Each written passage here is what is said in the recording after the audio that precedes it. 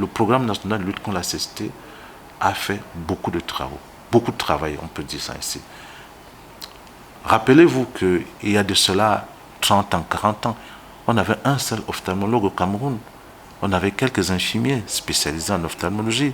Et puis, petit à petit, avec l'OMS, le Minsanté, bref, on a commencé à essayer de développer les plans stratégiques.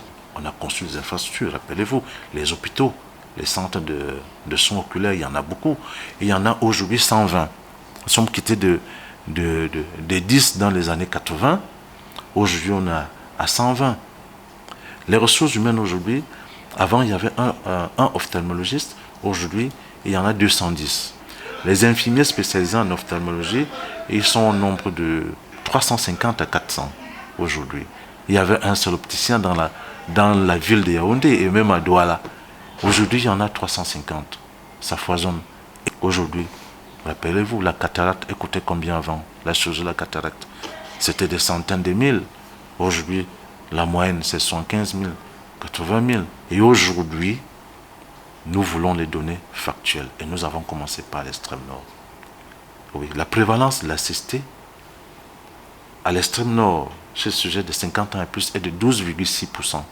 L'OMS estimait, selon certaines études, à 50% des causes de cécité évitables, dont la cataracte représentait 50%. Mais à l'extrême nord, ça représente 75 à 80% des causes.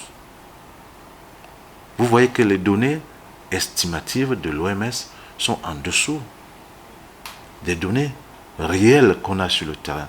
Et c'est pour ça que le ministre de la Santé publique, le docteur Manaouda Malachi, a lancé donc les grandes campagnes de chirurgie de la cataracte.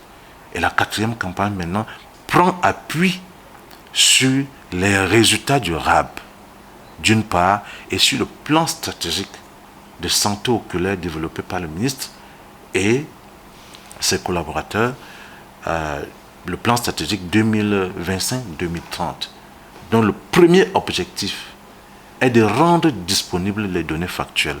Quand on calcule le crédit en termes de cataracte, aujourd'hui le backlog est de 51. Combien de personnes attendent la chirurgie de la cataracte à l'extrême nord? Ils sont au nombre de 51 000.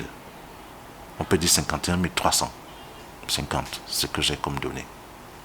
Combien de personnes attendent se faire opérer de la cataracte en général? C'est-à-dire ils sont cumulés, ils sont au nombre de 128 000. 2000 personnes sont opérées au cours d'une campagne. Alors, est-ce que c'est pas une goutte d'eau? C'est pour ça qu'un centre d'excellence en soins ophtalmologiques devrait être créé par l'État également et avec l'appui des partenaires.